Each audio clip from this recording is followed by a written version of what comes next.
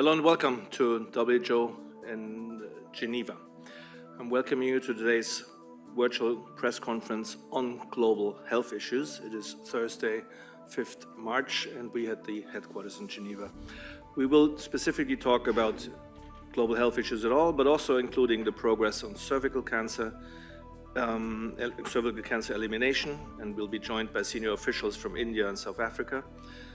We'll have updates on the WHO acceleration plan to stop obesity, and of course we will also tackle the health implications of the Middle East conflict. For the journalists online, please make sure that you identify yourself clearly. We will not be able to take questions if you don't put your name and agency clearly into the system, and please raise your hand with the raise your hand icon once it's time for questions and answers. Now let me go to our panel today. First of all, we have Director General Dr. Tedros Adhanom Ghebreyesus. Then we'll have Dr. Jeremy Farrar, Assistant Director General for Health Promotion and Disease Prevention and Care. We have next to the Director General, Dr. Kate O'Brien, Director for Immunization, Vaccines and Biologicals.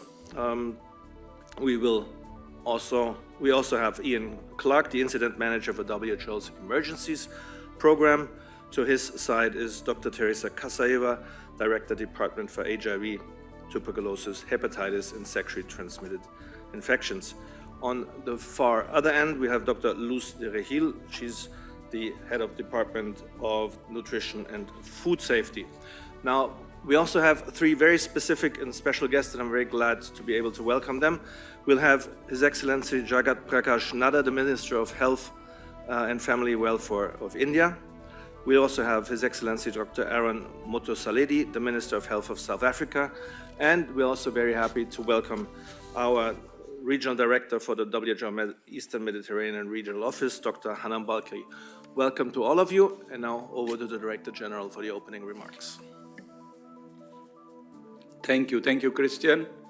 Good morning, good afternoon, and good evening. And a special welcome to our guests today, His Excellency Minister Nadda, His Excellency Minister Motosaledi, and our own RD Hanan Balkri. You will be hearing from them in a few moments. Today, WHO is providing an update on 3 diseases where we are supporting countries to use powerful new tools to prevent disease and save lives: obesity, HIV, and cervical cancer. Yesterday marked World Obesity Day. Obesity is one of the greatest health challenges of our time, but it's a challenge that we have more and more tools to address, including GLP-1 therapies. In December last year, WHO issued our first guideline on the use of GLP-1 therapies for treating obesity in adults. Medication alone will not reverse obesity, but it can help as part of a comprehensive approach that includes healthy diets, regular physical activity, and support from health professionals. The guidelines generated significant global attention and interest from countries who want to integrate GLP-1 therapies into obesity care. WHO is supporting them to do that, and yesterday, colleagues from WHO published a paper in the Lancet Global Health on our work to prepare health systems in 12 countries to strengthen obesity services, including GLP-1 therapies. Through the WHO Acceleration Plan to Stop Obesity, we're supporting 34 countries representing 1.3 billion people to reduce obesity prevalence across all age groups by 5% by 2030. Many countries are taking action, from taxing sugary drinks to integrating obesity care into primary healthcare system. WHO calls on countries to scale up the use of all tools to prevent and treat obesity at all ages. One of the other defining public health challenges of the past 50 years is HIV, but it's also one of the defining public health successes. Once a death sentence, HIV can now be controlled with safe and effective medication. As a result, the number of annual AIDS-related deaths has dropped by 70% in the past 20 years. In recent years, the same medicines that are used to treat HIV infection have also been used to prevent it in people at risk. Last year, a new medicine was approved for the prevention of HIV, lenacapavir. That's the most important development in addressing HIV since the first antiretrovirals were approved almost 40 years ago. Lenacapavir is not a vaccine, but it's the next best thing, a long-acting antiretroviral taken once every 6 months by people who are HIV negative but at risk of infection. In trials, it has been shown to prevent almost all cases of HIV in those at risk.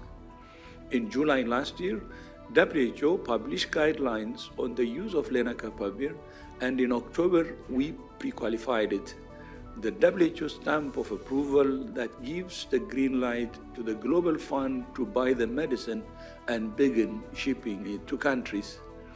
It's the first time WHO has developed pre-qualification and guidelines in parallel, not in sequence, to speed up equitable access to innovative new tools. In the past 8 months, WHO has supported 9 countries to roll out lenacapavir to people at risk of HIV, and these countries are Eswatini, Kenya, Lesotho, Mozambique, Nigeria, South Africa, Uganda, Zambia, and Zimbabwe. In October last year, South Africa's national regulator became the first in Africa to approve lenacapavir and only the third globally. In his State of the Nation address last month, President Cyril Ramaphosa said that South Africa is planning a massive rollout of lenacapavir. And just today, South Africa announced that it plans to manufacture lenacapavir locally. One of the challenges we face is that demand is outstripping what countries have ordered from donors who buy lenacapavir from manufacturers. WHO is working with countries, donors, and manufacturers to meet this demand. Another powerful tool that's changing the face of public health is the HPV vaccine, which together with screening and treatment is giving the world hope of eliminating cervical cancer. Yesterday was HPV Awareness Day, drawing attention to a family of viruses that are responsible for several cancers, including cervical cancer. In 2018, I issued a global call for action to eliminate cervical cancer, which was followed in 2020 by a global strategy with the 90-70-90 targets. 90% of girls vaccinated, 70% of women screened, and 90% of women with cervical cancer or precancerous lesions treated, all by 2030. Since then, nearly 60 countries have introduced HPV vaccination, and 162 countries now include the vaccine as part of their national immunization schedules. Today, we're proud to celebrate 2 countries that are making major progress toward cervical cancer elimination: India and South Africa. Last week, India announced the largest free HPV vaccination campaign in history, targeting almost 12 million girls aged 14 every year. More than 127,000 women in India are diagnosed with cervical cancer annually, and about 80,000 women die from the disease. I commend Prime Minister Modi and the government of India for their leadership on this critical issue. To say more, I'm delighted to welcome India's Union Minister of Health and Family Welfare, Minister J.P. Nadda. Minister, congratulations and thank you for making the time to join us today. And you have the floor. Namaste.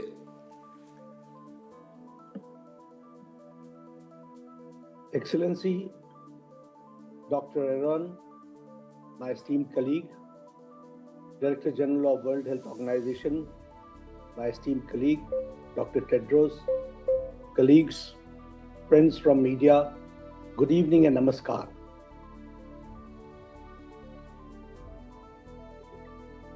It is my pleasure to address the press conference on an important theme of elimination of cervical cancer, along with other pressing global health issues.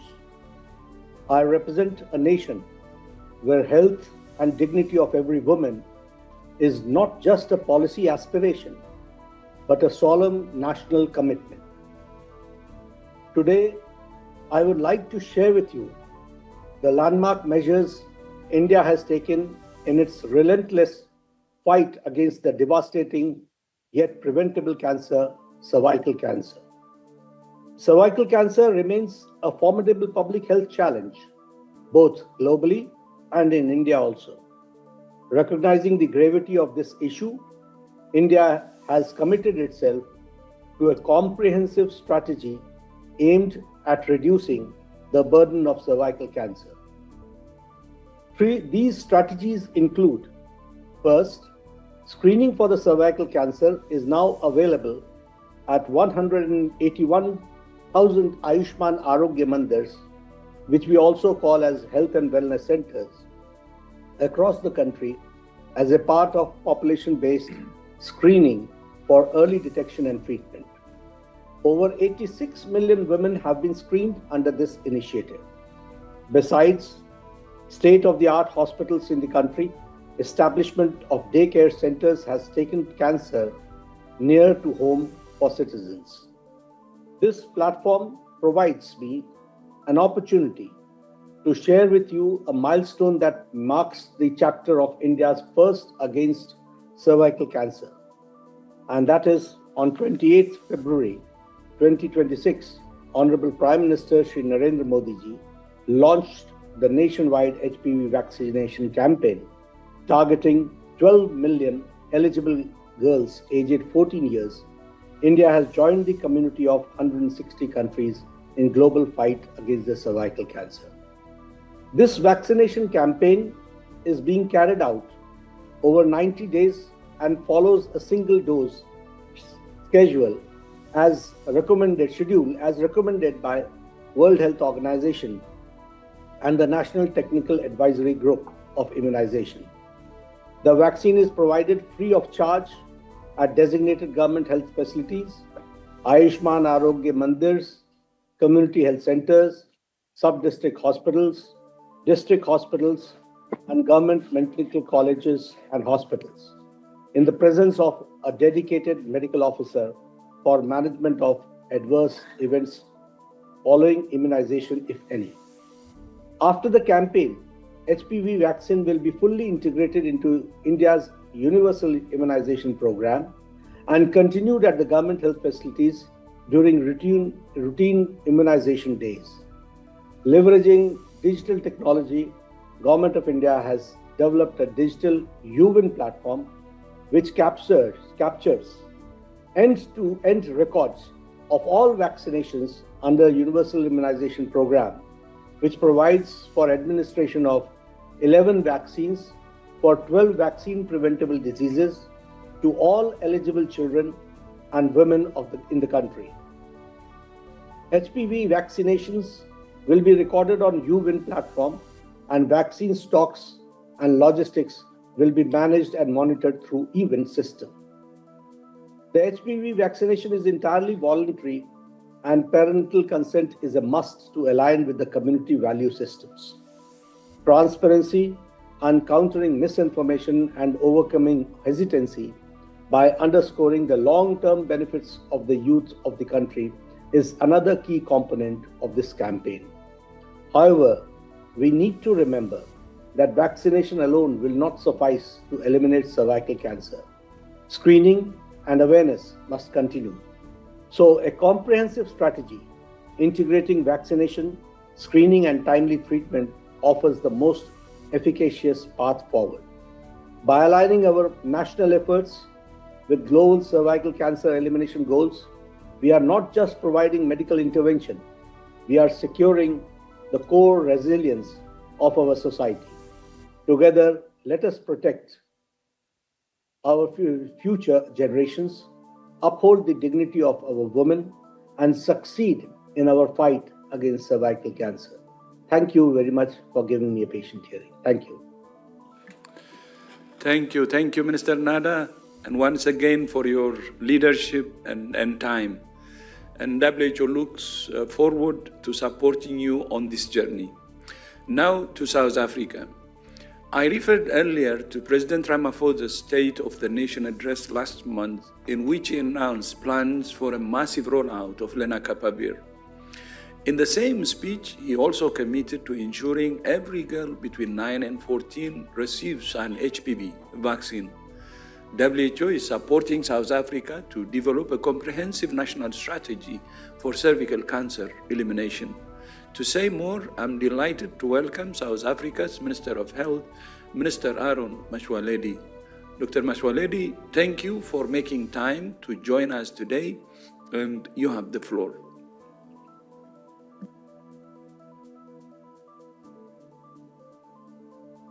Yes, good day, Excellency, the Director General of the World Health Organization, Dr. Tedros Ghebreyesus, my colleague, the Minister of Health from India, Excellencies, ladies and gentlemen,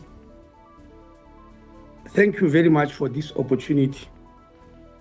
Cervical cancer is preventable through the vaccination of girls between the ages of 9 and 15 years, preferably prior to sexual debut. It is also curable if detected early, yet it remains the leading cause of cancer death among South African women, with over 11,000 cases and nearly 6,000 deaths annually. Given such a high rate of mortality and morbidity, South Africa will strengthen and accelerate the implementation of the strategy for the elimination of cervical cancer for South Africa. As the Director General has already said, the President of the Republic of South Africa, His Excellency Mr. Cyril Ramaphosa, has elevated this program as highlighted in the State of the Nation address when he stated South Africa will achieve this noble objective of eliminating cervical cancer. In the next few weeks to come, we will officially launch a campaign for elimination of cervical cancer using the global strategy adopted by the World Health Organization with the targets of 90-70-90. In South Africa, I used to mention that we are already very lucky. Noting the severity of this disease, we started as far back as 2014 to vaccinate young girls for HPV between the ages of 9 and 15 at schools throughout the Republic of South Africa. We have up to so far reached 6 million school girls.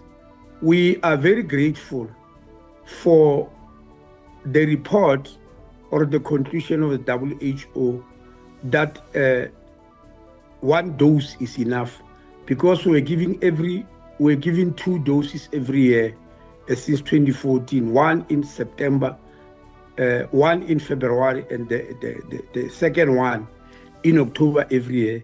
We are very grateful to start the 1 dose vaccination campaign because of shortage of money.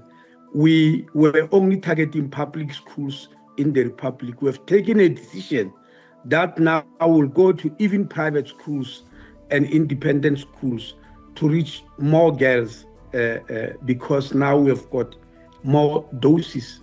So we have already started in our TV adverts around the country to announce our decision for the campaign to eliminate cervical cancer.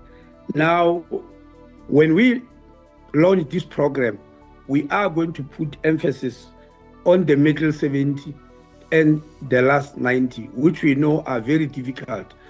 That's why we are going to put a lot of focus on the first 90 to make sure that we reach as many young girls as possible. We are so serious about this program that we've decided that the launch must be headed by the president himself. In other words, it's no longer the Minister of Health who is going to launch this campaign to end cervical cancer. It will be the president himself.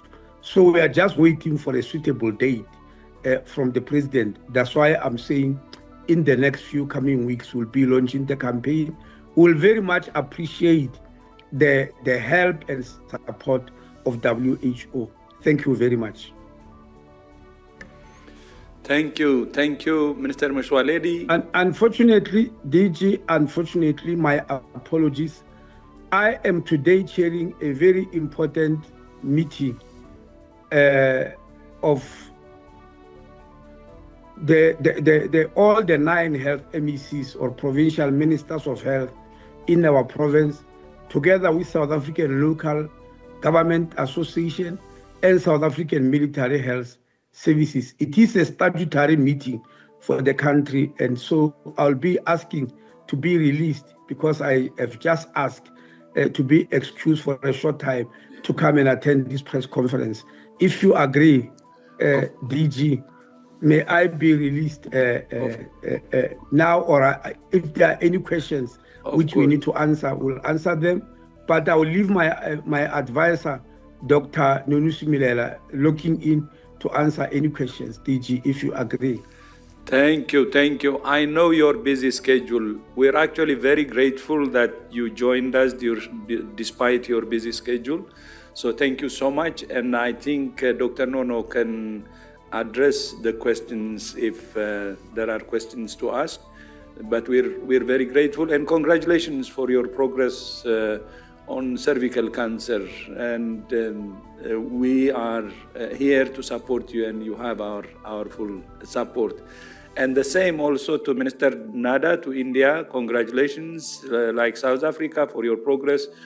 And we assure you that you have our full support. But we're very happy that progress is happening in the elimination of cervical cancer, which is a very important initiative that we started together, as you remember, some years ago. So thank you so much again. So I appreciate your leadership again, Your Excellencies. Thank you so much for joining us, to both Minister Nada and Minister Motsoaledi. Finally, WHO is deeply concerned about the conflict in the Islamic Republic of Iran and the Middle East, with 16 countries affected. So far, almost 1,000 deaths have been reported in Iran, 50 in Lebanon, 13 in Israel, and 11 in other Gulf countries.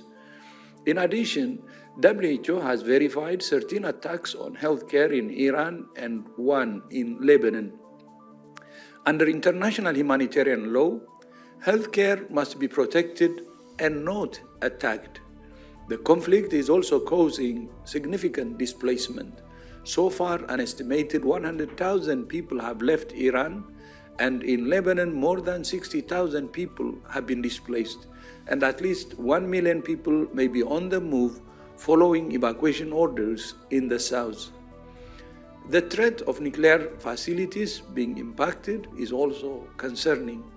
Any compromise to nuclear safety could have serious public health consequences. WHO is working closely with our offices in the affected countries to monitor the impact on the delivery of health services and provide support when needed and requested. But the impact goes beyond the immediately affected countries. Operations at WHO's logistics hub for global health emergencies in Dubai are currently on hold due to insecurity.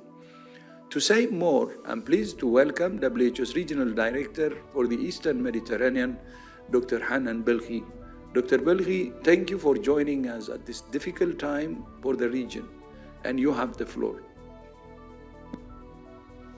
Thank you very much. Can you hear me?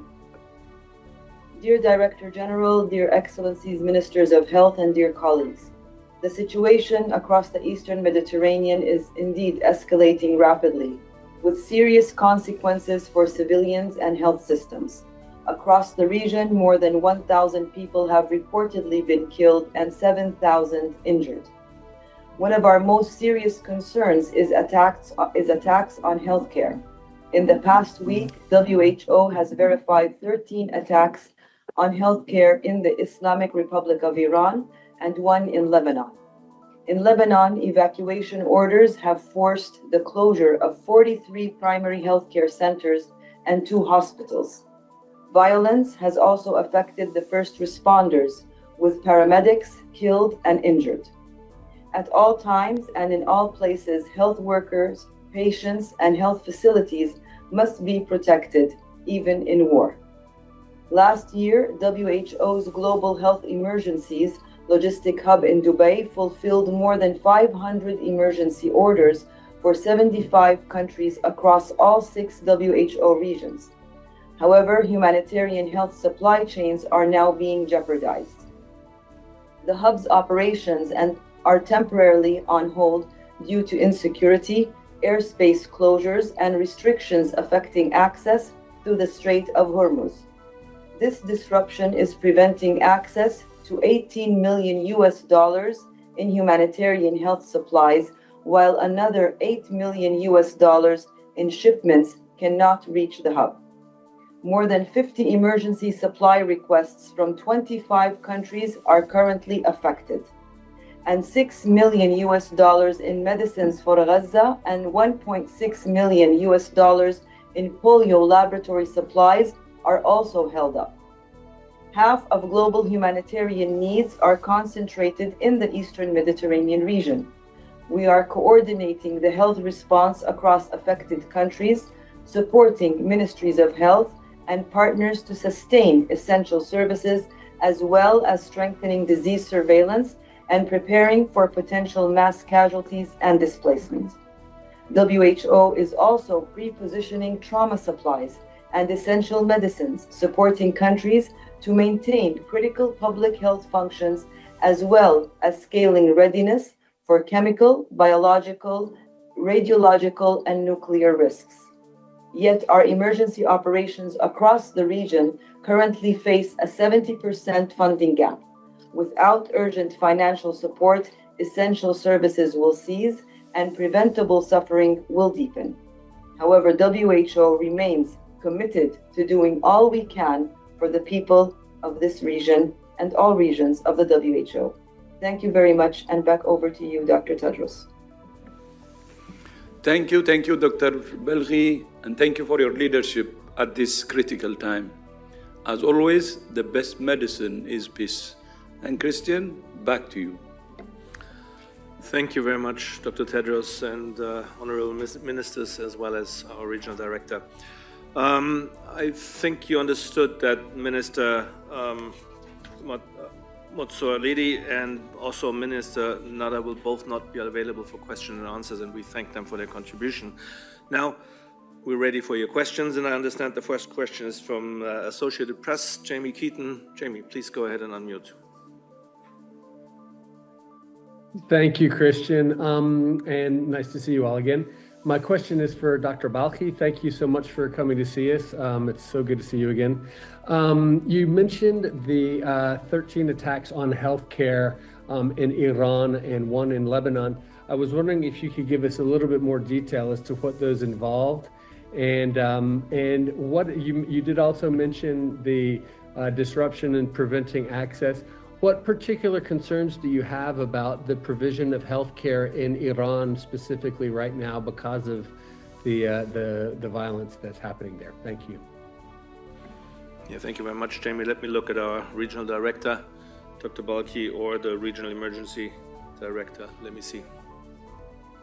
Yes, thank you very much. I'm happy to take this question. Of course, the attacks on the healthcare in Iran since 28th of February, and according to the head of National Emergency Management Organization, there's 4 healthcare workers that have been killed, 25 health workers have been injured, and 4 ambulances have also been damaged. 11 hospitals and 6 pre-hospital emergency posts were affected in the past 5 days.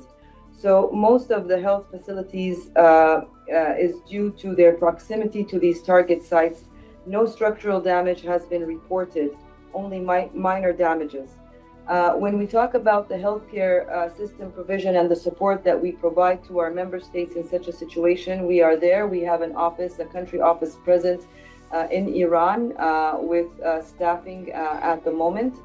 And I think that we have not received formal requests for any specific supplies, as their system is withholding and withstanding the current situation. However, we remain in close communication and contact with the healthcare authorities in Iran and in all of the affected member states within this region to provide the support that is needed. Thank you very much, Dr. Balkhi. Next question goes to Emma Farge from Reuters. Emma, please go ahead and unmute. Yes, good afternoon. I was wondering if you could say more about the disruptions to supply chains. You mentioned your Dubai humanitarian hub. Can you say who those supplies were destined for, in what places of the world, and what needs are they catering for, which diseases or which injuries? Thank you. Thank you very much, Emma. Dr. Balkhi, you want to go ahead? So many of the, I'll give this to Dr. Annette in a minute, but many of the supply chains that goes through the Dubai hub are emergency kits and non-communicable disease kits, but also many other consumables for the healthcare systems within the region and also within other regions of the WHO. The emergency kits that usually are exported out of the Dubai hub are pre-placed in many of the countries facing emergencies and conflict.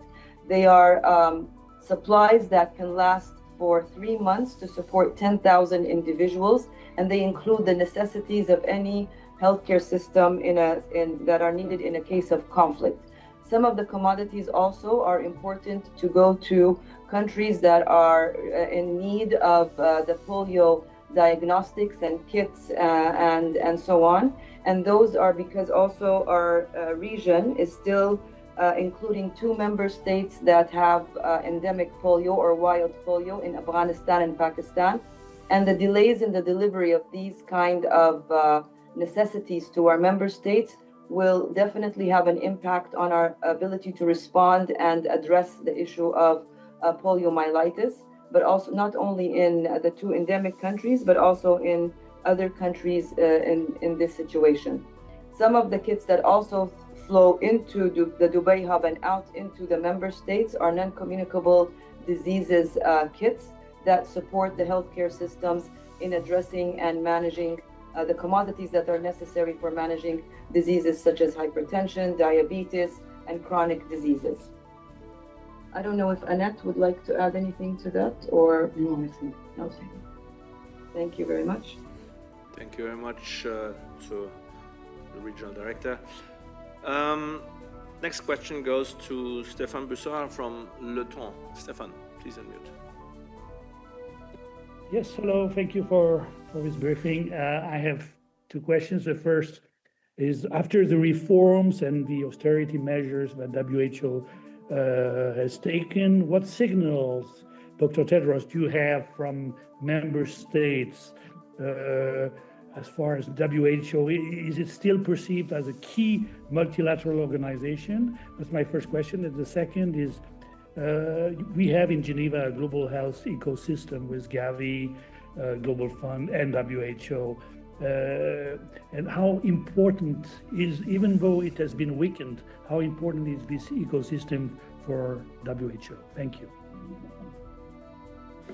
Thank you very much. Are you referring, Stefan, to the Middle East conflict now, and the more global context, just to get more global straight? context, yeah.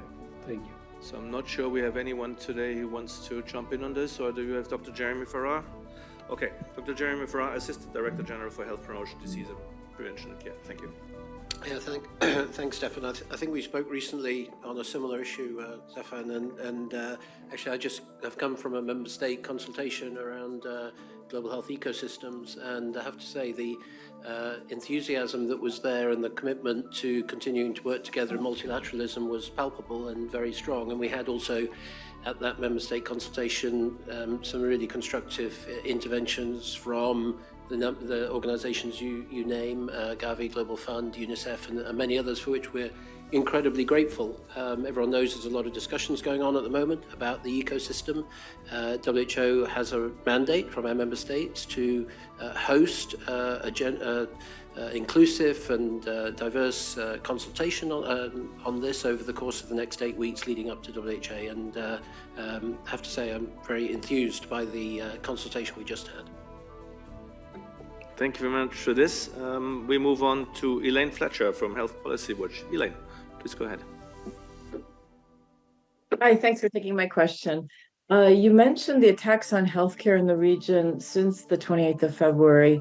I'm just wondering, has the WHO done any tracking of the alleged attacks on health workers during the mass Iranian protests in late December and January, when, according to many reports, regime forces were entering hospitals, attacking and even arresting and killing both doctors and patients? And secondly, can you hear me? Is it okay?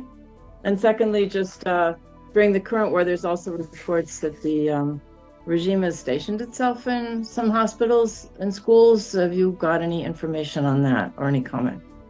Thank you. Thank you, Elaine. And I guess we'll look at maybe at the Regional Emergencies Director, Dr. Annette Heinzelmann or Dr. Balkhi. But can she repeat the second question, because we didn't hear her second question, please? If I understood well, it's whether any forces have established themselves inside hospitals, whether there's anything on abuse of medical facilities for military purposes. I've seen. Yes, you can go. Yeah, over to you if you can. Yeah, thank you very much for the question. So during the events you are alluding to, we were able, so the situation was quite difficult. However, we were able to verify some of the incidents, and they are the information is available on the dashboards on attacks on healthcare. With regards to the second question on this, we do not have information, and we cannot confirm these events. So, thank you. Thank you very much. Next question goes to Richard Horton from The Lancet. Richard, please go ahead and unmute. Hello there. Thank you very much indeed. A question to Dr. Balkhi, please. You mentioned that you are mobilizing support for the Ministries of Health in the region, disease surveillance, and also preparing for mass casualty events, scaling readiness. Could you just give a little bit more detail about your plans for supporting Ministries of Health, disease surveillance, and scaling readiness for mass casualty events? Thank you. Thank you, Richard, and great to hear from you. Of course, this work does not start during this current conflict. I think, as I mentioned, the WHO has offices in all of the 21 out of the 22 member states. The only country that has a desk office is the UAE, United Arab Emirates. Otherwise, we have country offices in all of the 21 of the 22 member states of the Eastern Mediterranean region. The work that the emergency program, and Annette can elaborate maybe a little bit after my intervention, is that we work with our member states depending on their healthcare system and their situation on preparedness and response as well. So during the peacetime, prior to all of these conflicts happening or these most recent escalations, there has been already a communication on understanding the healthcare system of the country, making sure that their supply chains are intact. I can give you an example. In Lebanon, we have been in a way lucky because before the current escalations that is even escalating this morning, from the previous warnings that we had pre-placed some of these emergency kits in Lebanon, and they are serving us very well at the moment. We do, in preparing the member states for such conflicts and also for natural disasters, which also happen in this region, to pre-place these emergency kits. Number two is that one of the several priority activities that take place in the emergency countries is to establish a surveillance system. If they don't have one, then the emergency teams, and we do have team heads for emergency in each of the countries. So apart from the head of the office, we have an emergency team lead that works very closely with the Ministry of Health, and if they do have a functional public health authority, they would be working with them. If they do not, then specific EWAR systems are established to help detect emerging and re-emerging pathogens, because the biggest worry is when these conflicts take place, then the healthcare system will be affected. But not only that, the infrastructure of the country will be, or the cities, the communities will be affected. The potential of contamination of water, emergence of communicable diseases can create risks of outbreaks of common diseases and even some of the rare diseases, as we've seen in Gaza when polio re-emerged. So these are some of the basic work that we do, as well as making sure that we are able to verify, and the healthcare system, maybe to verify a little bit of that, we do not verify the casualties ourselves or alone. We do that in support of the national authorities and other humanitarian partners on the ground, and as Annette said, that is published on the website. Now, so a lot of the work is done prior to the conflict. During the conflict, then, we have to work with other partners, and again, with what we have existing. There are times, and that's why we're very much hoping for this conflict to stop sooner than later, because we worry that the supply chains will be further strained, and we will be losing the capacity to provide the help that is being provided at the moment. There's another concern that worries us a lot, is the displaced populations that are taking place. It's already taking place in Lebanon. And Iran, people are being displaced as well. And that also puts pressure on already, for example, in Lebanon, on already fragile healthcare systems that may not be able to accommodate. So we expect that these conflicts will lead to more hardship and more pressure on the healthcare facilities. I don't know if Annette, you want to add anything? Thank you, and back over to you. If there's further elaboration, I'm happy to do so.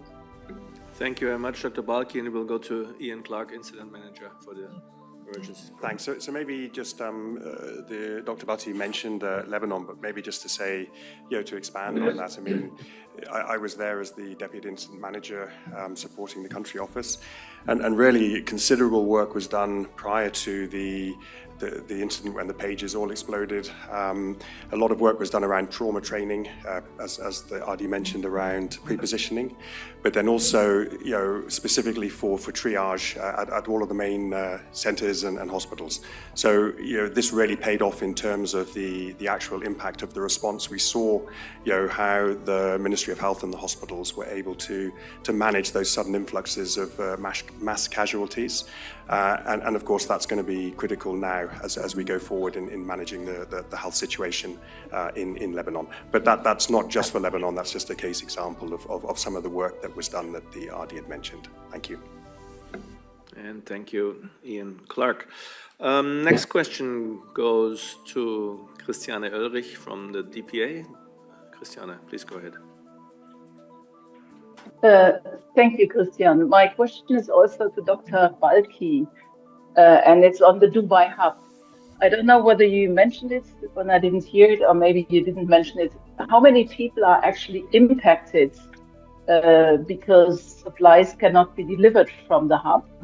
And what is WHO's plan B if this hub is not available for the near future? Because there are no guarantees that Dubai will become functionable again in the next 2 weeks or so. Thank you. Thank you very much. I think we'll have Annette answer that, and then maybe I can come in, or Ian. Over to you. Thank you very much. So the impact in terms of population is difficult to estimate right now, because it will depend in the end on the question how quickly the hub is functional again. But however, we have alternative plans. So currently, we are working in close coordination with the authorities in Dubai, also with global and regional partners, and with WFP and UNICEF to look for other solutions. So there are potential solutions to provide supplies through land routes, which we are currently assessing, instead of air transport or shipments. We are also assessing the possibility to work through our other WHO other logistic hubs, notably in Nairobi and in Brindisi, which are close to the region, but also we are working together with our logistic hub in Dakar to look into alternative shipment routes. And also there is the potential of local supply sources, which we can then use and have shipments through land routes to the different country. For sure, there are some countries where there are higher administrative and logistic barriers to address than in others. For example, access to, Afghanistan is highly complex. However, we are looking into very viable solutions in the coming days or in the coming week for some affected countries in the region. Thank you. Thank you very much, Dr. Heinzelmann. And just to clarify, this was Dr. Annette Heinzelmann. She's the Regional Emergencies Director for the Eastern Mediterranean region. Next question goes to, to SABC. That's Sandile Mjesa from the South African SABC. Sandile, please go ahead and unmute. Thank you very much. Am I audible? Very well. Thank you. My question is with regards to the cervical cancer progress in South Africa. The HPV vaccination program in schools. I'd like to find out what has been the community engagement with parents and community members, particularly around health literacy, around the importance of HPV vaccinations. We've seen in the past there's been vaccine hesitancy, and I'm just trying to get a sense of how informed and what has been the community engagement, parent and guardian, as well as learner engagement around this program that will be launched on cervical cancer and HPV vaccinations in schools. Thank you. Thank you very much, Sandile. I understand we still have online Dr. Nono Simelela. She's advisor to the Minister of Health in South Africa, as advised before. If you're there, please go ahead.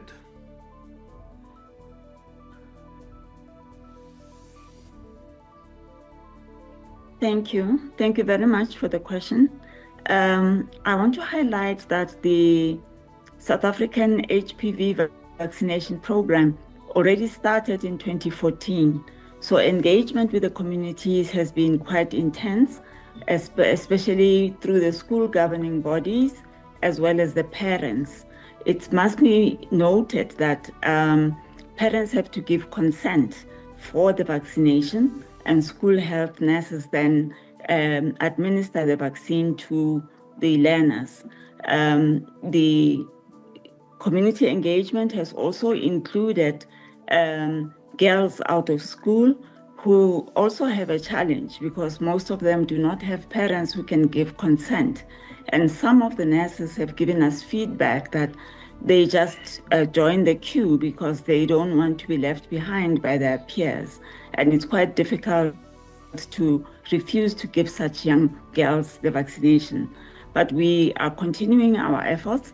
We've found that information and engagement is going to be quite challenging in the older population once we start intensive screening and testing. And I say that because of the co-infection between HPV and HIV.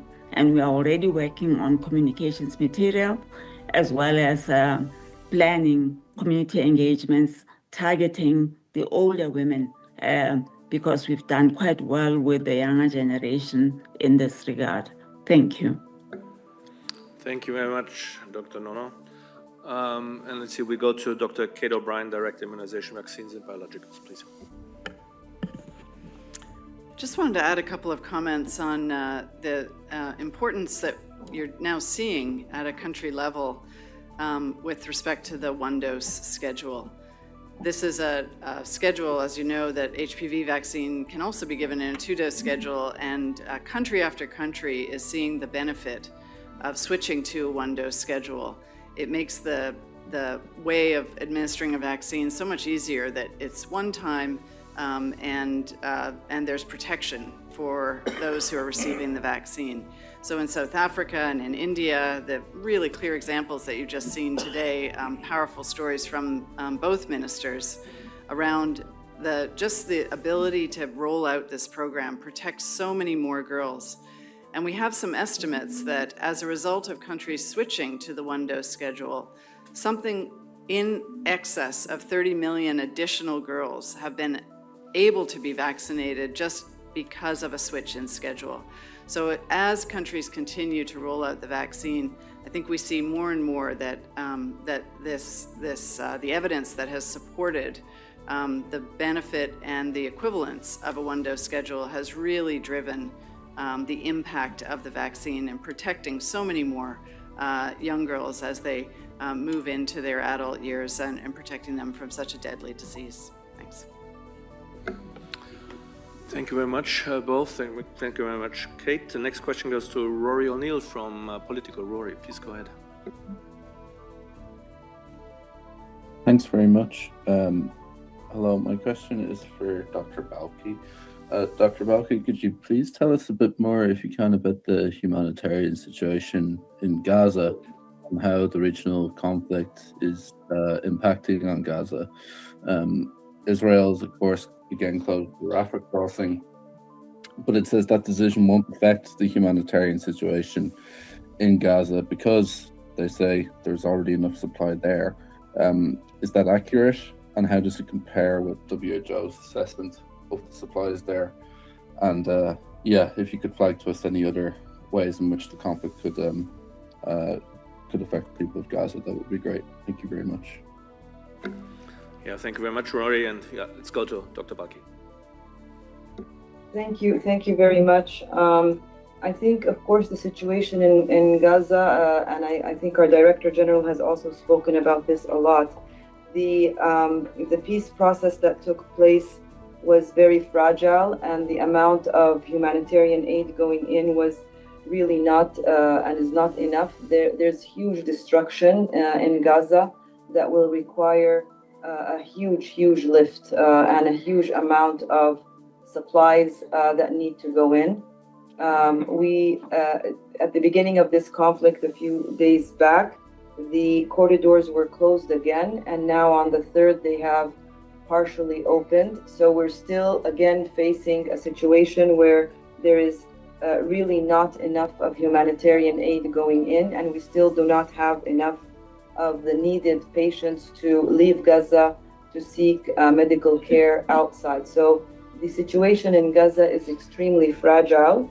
We do hope that, again, the situation in the whole region slows down or stops and we reach a full peace in the region, so that we can start rehabilitating all of these communities, cities, people, healthcare workers, healthcare facilities. There's a huge lift that needs to take place in Gaza and also in now many of the countries of the Eastern Mediterranean region. So the situation is very fragile. The current situation, and with the Dubai hub being impacted, with the ability of the humanitarian aid to support what is needed in the other countries as well, will take away for sure from the support needed for the people in Gaza. That's something that we also need to pay attention to and keep an eye on. And that's why I emphasized at the end of my statement the need for the humanitarian aid to support the people of this region in a more structured and fashioned way. I think the second, again, I did, can you repeat the second part of the question, because I didn't get it? I must admit I'm also not sure anymore. Rory, in case you need to come in again. If I didn't ask it, maybe he can ask it again. Apologies. That's okay. The second part of my question was, I think you've already addressed it, to be honest, but it was just whether Israel's statement that there was enough humanitarian aid already in Gaza to see it through a period of restricted supply was accurate. But I think you started to address that already. Thank you. Thank you.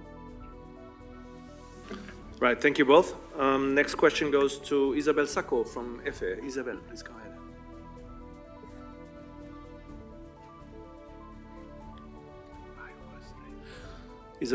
Isabel, sorry. We first have our Director General just add on. Sorry, I missed him, no? Anyway, thank you. Yeah, sorry for confusion. On the Gaza, I just would like to add, especially the second question, with some figures. Of course, the ceasefire is welcome, but the improvement since the ceasefire is actually marginal. If I give you some figures, we need 600 trucks to cross into Gaza every single day, but currently it's not more than 100, between 100 and 150.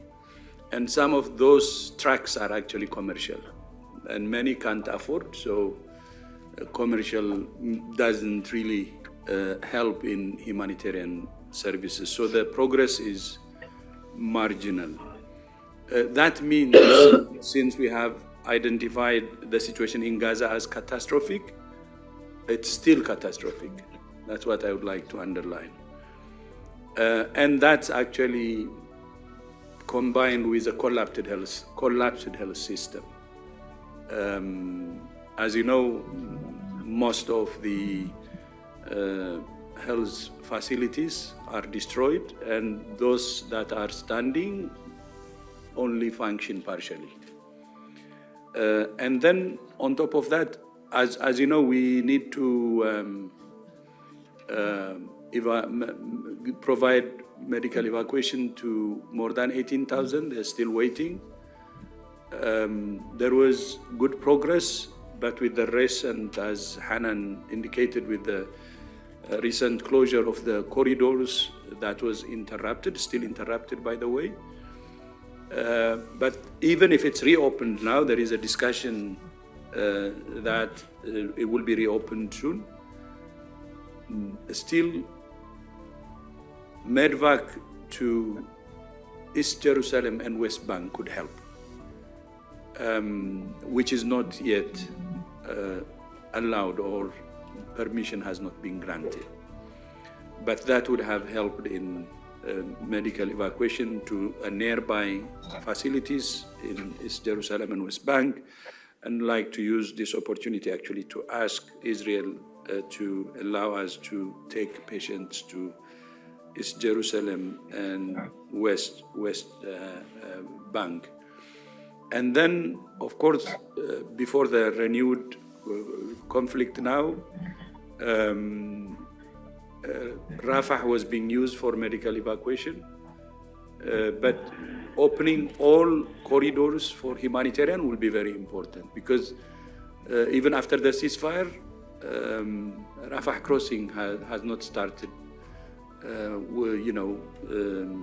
The support with humanitarian shipment, so that would increase the number of trucks if permitted. Then, of course, there are added problems, like it's winter now, and we had already documented deaths in kids because of winter, and there are other problems as well that are still affecting the population. With that, Christian, back to you. Thank you very much, Dr. Tedros. Heads up for everybody. We still have about 5 hands up on the list. Let's see to how many we still get. Next one is, as I just mentioned, Isabel Sacco from EFE. Isabel, please go ahead. Yes, hello, thank you.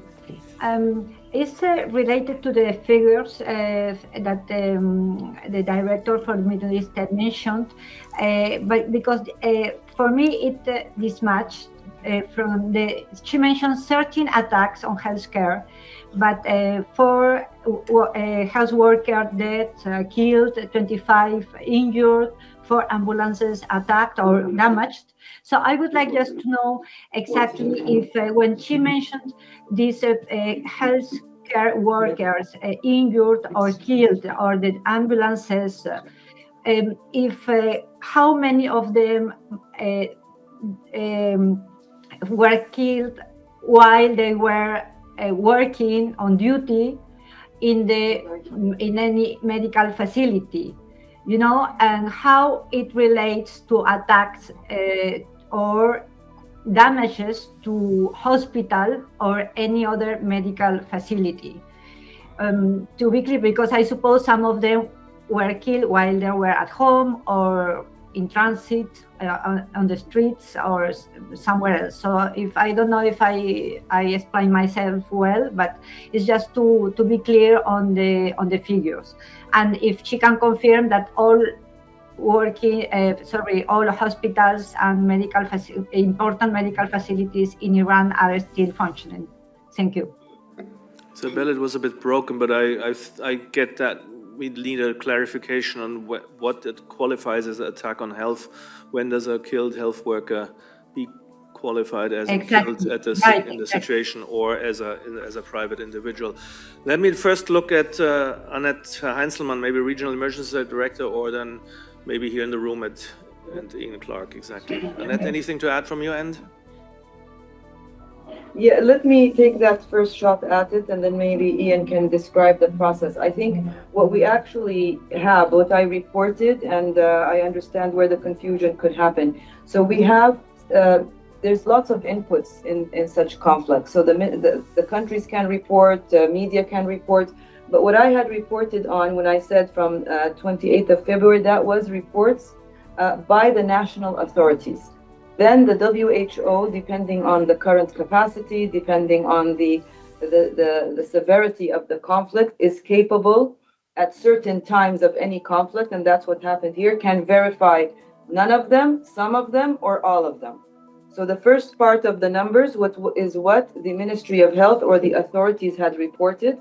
And then when I say WHO has verified the 13 attacks on the healthcare, that is what we in Iran, and then one in Lebanon. I think the situation is currently continuous and escalating, and these numbers will continue to vary from day to day based on the capacity and based on the information that comes from the national health authorities, but also from the capacity and the ability for the WHO to verify some of these traumas and injuries. So on your second part of the question is, do the healthcare facilities still stand functional in Iran? And as I had mentioned earlier, the WHO has an office and several sub offices in Iran, And we are always providing support in the areas that we have mentioned. But right now, it seems that Iran has a strong and robust primary healthcare system, and there doesn't seem to be significant or anything that I'm aware of, and maybe Annette would want to add, on any significant damage or infrastructure collapse similar to what we're seeing, for example, in Gaza.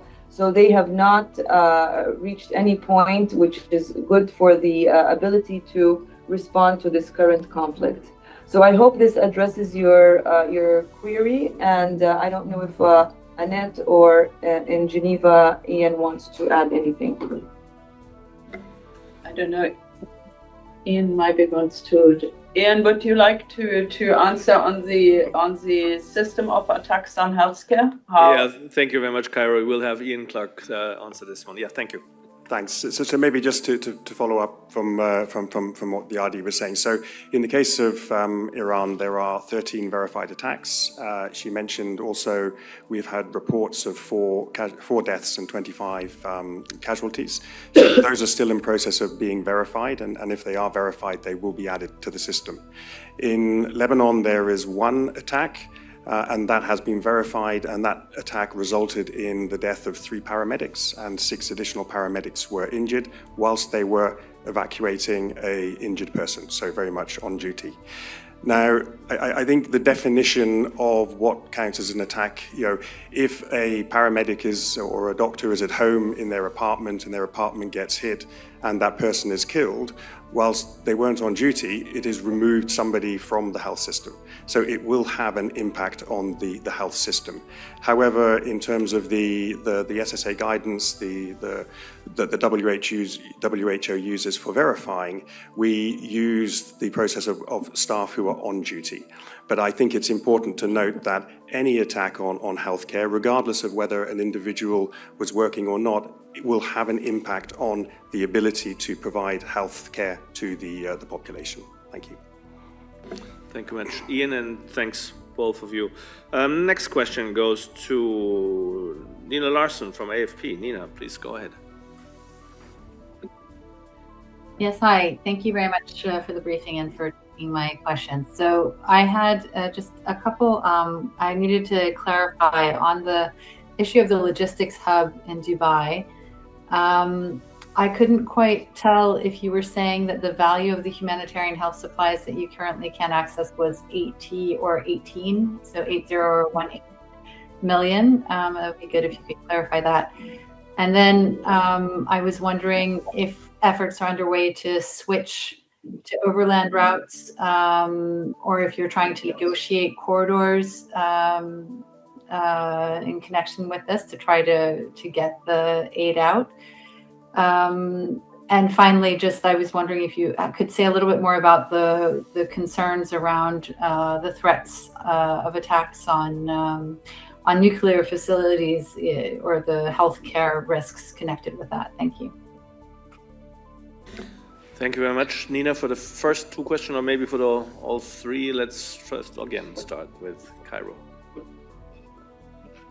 Thank you so much. I think yes, the disruption the disruption is preventing the access to 18 million in humanitarian health supplies and $8 million in shipments that cannot reach the hub.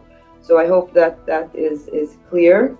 On the corridors, as we had said, and as Annette said, of course, we have immediately, and with our colleagues in HQ, this is definitely a 3-level, what we call the 3-level response, and immediately alternatives. First of all, negotiations and discussions with the authorities in the UAE on how to continue to use the hub to the best of their ability in allowing us to do so, as those negotiations have been ongoing. Coordinating with the UAE authorities is the first thing, and also global and regional partners, as we have mentioned, with the WFP and UNICEF and other logistics hub which we have in Nairobi, Dakar, and Brindisi, to establish other routes. Also, there will continue to be, as long as this gets escalated, we need to be even discussing further, which is also ongoing, all types of potential road routes or ground routes potentially through the Kingdom of Saudi Arabia, either going west or north. But again, we do hope that we won't need to do so. And I think that the Dubai hub is an extremely important lifeline for the humanitarian response. And attacking the airport or the airport of Dubai being affected and the airspace being affected in this conflict will create a huge impact on the humanitarian response. Yeah, thank you very much, Dr. Balki. I'm just checking if we have our expert for nuclear risk on board.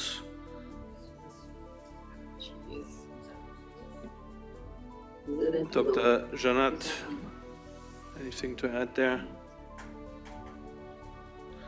Yes, I'm here, Chris. Thank you very much. So, anything you could ask Ada on the question of the nuclear risk situation? Yes, of course. Thank you for the question. It is understandable that there is a concern about the nuclear risks when there is a military conflict in the areas where there are nuclear facilities or nuclear fuel cycle facilities. And in this regard, WHO has been working with our member states' health authorities and helping them in terms of preparedness and capacity building. For many years, WHO has been conducting training and exercises and providing evidence-based guidelines, protocols for public health intervention, for medical countermeasures, for managing mental health impact of nuclear emergencies. So there has been a lot of work done already.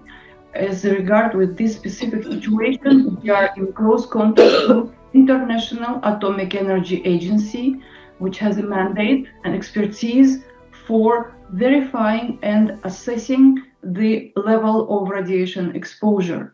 In terms of human health risk, we need to have this information about the severity of the event, about the level of radiation. And obviously, since we do not have yet, and hopefully it will remain this way, hasn't been a verified, confirmed nuclear incident so far, so we cannot really speak and speculate about health risks in this case.